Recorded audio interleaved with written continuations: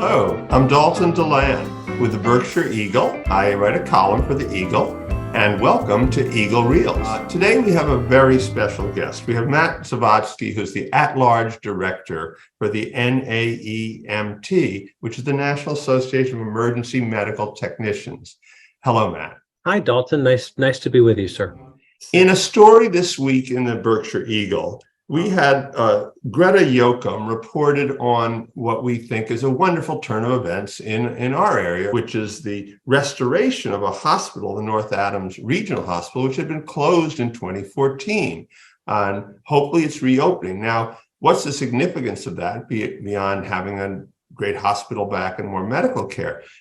What happened in these last 9 years is that the longest type of ambulance drives, which it has been until now to the Berkshire Medical Center in Pittsfield from some of our outlying areas, went from being up to 25 minutes or so to being up to an hour. Now, we're not unique in that. Matt will tell us more, but to my knowledge, 80% of counties in America have at least one, what I am told are called ambulance deserts.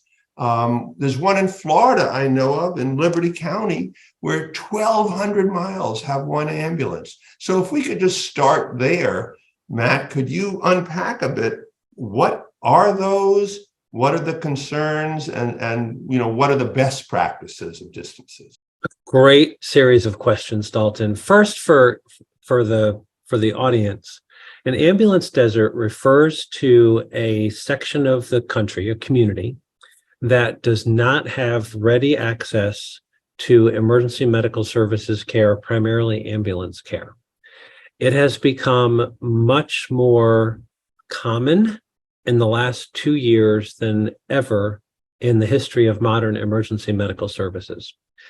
Many rural parts of the country have historically been served in their EMS roles by volunteers or by other very small ambulance providers that cover a very large geography.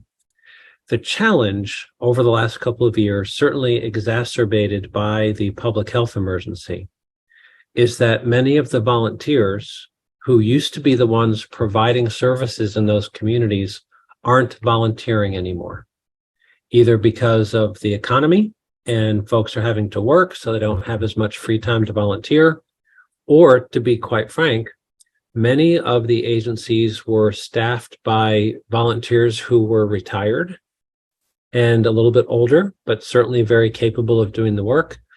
But things like a pandemic, which could cause them or their loved ones very serious medical issues, caused a lot of them to weigh the risks and the benefits of volunteering to do EMS, and the risk outweighed the benefit, and they've stopped providing service. Nationally, the American Ambulance Association, the National Association of EMTs, and others track media stories from around the country, of which yours was one. And in the last 2 years, over 55 communities have lost their ambulance provider. So this is becoming a real issue in many communities across the country. The local funding aspect. I think where you are in Texas, for example, I believe EMTs make average maybe $20 an hour, which I think is on par with most nurses until you get to some higher paid RN. So I think it's a good career. But are there reasons why you just spoke about why it's been so much in the volunteer mode in some areas, and anything that we can do, anything viewers can do to help something that, again, seems to be driven so locally, which is tough economically? The economic model for EMS is essentially broken. EMS agencies are only reimbursed by Medicare, Medicaid, commercial insurers if they transport someone to the hospital. So if you're in a rural area and you have one call a day, maybe a call every other day, and the reimbursement for that call is $1,000, you cannot operate a paid EMS agency on $1,000 every 2 days because people earn more than that. But that same economic quandary also applies to urban areas where EMS agencies are reimbursed at less than the cost of providing the service, compounded by the fact that in most states in this country, emergency medical services is not designated as an essential service, which means local communities don't have to provide it. They have to provide law enforcement. They have to provide fire protection. So those two disciplines get funded by tax dollars because you have to have a sheriff, you have to have a police department, you have to have a fire department. But EMS is not designated an essential service, which means you don't have to fund it. So local communities need to realize that the cost of providing ambulance service is real. And if the local ambulance agency, volunteer or paid, cannot generate enough revenue to provide services in the community, someone has to step up. And more across the country over the last year, local communities have stepped up and said, you know what, I had no idea that EMS was really struggling and that volunteers are few and far between. They're having to pay people to work during the day or maybe on the weekends. And most agencies can't afford that. So we're going to allow public funding in order to get a reliable EMS service in the community. And if that means it's $30 a household per year, or it's a sales tax, or it's something, many communities, when asked and when they have to vote on it, are more often than not voting to say, yes, we will increase our taxes to fund reliable emergency medical services. Because if I have a heart attack, if I crash my car, if I fall off the roof, I want to know somebody's coming. And in many communities today, that's a question mark. Is someone coming or not? We're working with 3 or 4 communities right now in New England where the average rate of an ambulance actually responding to a 911 call is less than 50%, which means more than 50% of the time, no one's coming if you call 911. So, Matt, for a lot of viewers, they're used to seeing then the fire trucks responding to houses for emergencies. Can you just explain to us, how does that differ? And is that enough? Or obviously, I think you're going to say, no, we need our ambulances too. Depending on the configuration of your local EMS system, first responders, whether they are fire department personnel, law enforcement personnel, or other volunteers, respond in conjunction with an ambulance, someone to take you to the hospital when you've broken your leg, when you've injured your head, when you're having a heart attack. So you may have first response resources that respond to the call, but maybe they're not able to transport you to the hospital because they don't have the right equipment, the right vehicle. In some communities, the fire department could actually provide the ambulance service, but they're not doing it for free. They are funded by the taxpayers. So, and again, remember, fire service is an essential service. So in some communities in New England, you'd have a fire district, which actually has its own board of directors. They tax, they get revenue. In some cases, you may have an ambulance district. Upstate New York, very common to have ambulance districts. Massachusetts, maybe not.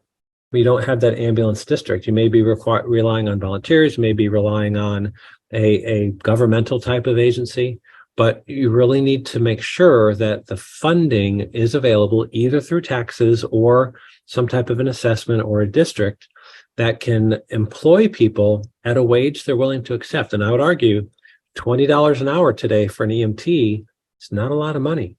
Paramedics in hospitals are making $30, $40, $50 an hour.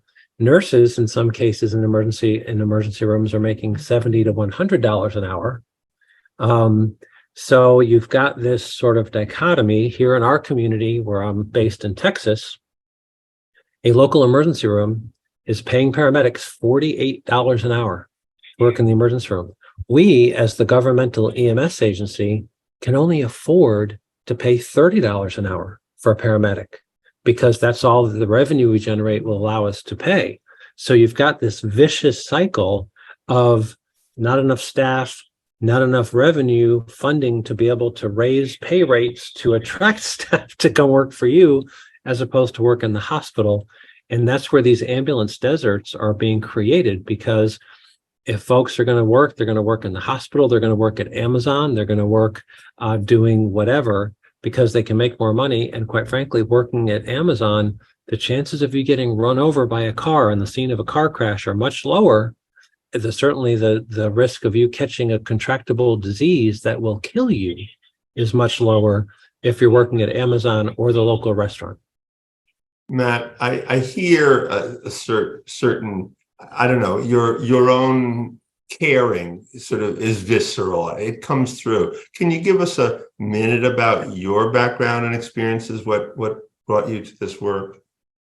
So I've been in EMS for 43 years. I started at the age of 17 as a volunteer in my hometown in Trumbull, Connecticut. I was a volunteer firefighter as well as a volunteer EMS person, and have been in this career, been a paramedic, EMT, and now in administration for a number of systems across the country, and also do a lot of consulting for communities who today are facing something they never thought they would have faced. And that is they just can't staff an ambulance. In some cases, they can't staff a fire truck to respond to calls because they have relied on volunteers forever at virtually no cost to the community. And now, in order to have reliable service, especially in those rural areas, they're realizing, yeah, you know what? I know for a fact, because we do this around the country, it costs about $600,000 a year to staff and operate one ambulance. And if you're not going to generate $600,000 a year in fee-for-service revenue for taking people to the hospital, the community is going to have to step up and fund it in order for you to be able to have an on-duty unit. So I feel very passionate about this. Yeah, we feel it. Those are important points. For a practical advice from you for folks, a couple of questions here.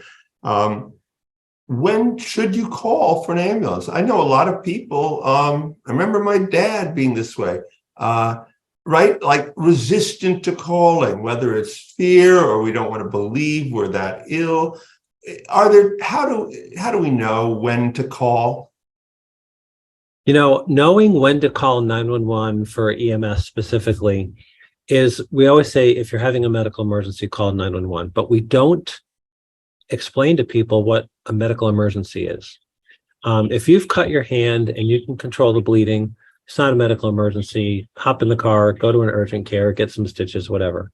But if you're having what you think might be a heart attack or a stroke, or you've been involved in a pretty serious wreck, or you've fallen at a height longer than your height. So if you fall, Dalton, you look to be probably about 6'2", 6'3". If you fell 2 feet, it's usually not an emergency. But if you fell 10 feet, that's an emergency. We often say to people, if the thought enters your mind that you need to call 911, don't second guess yourself. Dalton, there's a reason why the American Heart Association says that the number one symptom of a heart attack is denial. Because the reason they say that is because when you or I, at our age, start to have chest pain, the first thing that comes into our mind is we're having a heart attack, and then we dismiss it. We say, no, we're not having a heart attack. The fact that you thought you might be having a heart attack and then dismissed it and denied it, you're probably having a heart attack. You need to call 911. For heart attacks, heat-related issues, cold-related issues, anything like that, always a great idea to call. Have someone come out. We don't have to take you to the hospital. We say this to people all the time. The EMTs and paramedics that are going to come out on that ambulance are very well trained, and they've got great medical oversight by a physician. They're going to assess you, and they're going to make a recommendation. Yes, Dalton, you need to go to the emergency room. We have looked at your heart on the CKG, and you, my friend, are having a heart attack. Or, we're sorry that you dislocated your elbow. Looks like it's back in the socket now. You should probably go get x-rayed at an urgent care. You don't need to go to the hospital. That's okay. We would much rather come out and do that assessment, then you risk driving yourself to the hospital with your chest pain, denying that you're having a heart attack, and crash your car, go into cardiac arrest, and die. That's just the worst outcome ever. I really love that, starting with denial. I think we all know about that one. I'm definitely prone to that myself. Can you give us, though, and also I know women and men, particularly in heart attack, the differences, sometimes women in particular feel. Could you give us heart attack and stroke for our viewers? Here are some things that really should make you call. Number one, for heart attack, let's talk about most commonly chest pain. So if you have pain anywhere in your chest, it generally will radiate, it'll move and travel down your left arm, maybe your right arm. Sweating, those are the classic signs and symptoms of a heart attack. However, there's really no such thing as a classic heart attack. Women have very high pain tolerance, thank goodness, thanks to childbirth. Men, we would never be able to do childbirth because we're wusses when it comes to pain. Women tend to not have chest pain. Diabetics tend to not have chest pain when they're having heart attacks. So really, any sensation of sudden onset of weakness, nausea, vomiting, sweating, with or without chest pain, heart attack until proven otherwise, especially if you're over 45 years old. Stroke symptoms, very classic: weakness or paralysis on one side of the body, maybe facial paralysis, the inability to form words, the inability to speak. You can understand things, but you can't get your words out. Those are some of the classic signs and symptoms of a stroke, including, by the way, severe headache. So if you suddenly, or you or someone you're with, suddenly has severe headache and they've got weakness on one side of the body, that is a stroke. 911, emergency department as quickly as possible. Now, you brought up something really important there, because as I read in our paper and elsewhere about, for example, stroke treatment and different levels of trauma centers, I assume that based on their analysis when they arrive at someone's house, that the EMT is going to make a decision. But I know it comes up, do I have the right to say where I want to go? Could you talk to us about that factor? It's the opposite, of course, of our deserts. If you have a choice, what happens? Can you say, oh, I really want to go to X because my primary will be able to visit me there? Most EMS systems have a protocol that allows the patient to choose where they're going to be transported, or even if they're going to be transported. Our system, patient choice, number one. However, there's a clinical appropriateness to that choice. If there is a level 1 trauma center in your geography, and there's another hospital that's not a level 1 trauma center, and you have fallen 100 feet, both your legs are broken, and you have a head injury, and you say, I want to go to whatever hospital is, and that's not a level 1 trauma center, the EMS crew will probably say, you know, Dalton, we could take you to that other, but we really think you need to be in a trauma center.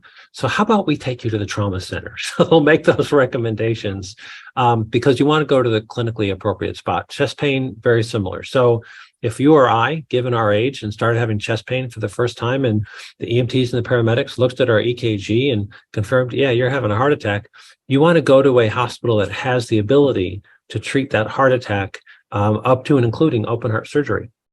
It doesn't make any sense to go to a hospital that doesn't have that capability. That just delays definitive care because they're going to have to transfer you from the hospital that doesn't have cardiac capabilities to a hospital that does. So clinical appropriate destination, patient choice.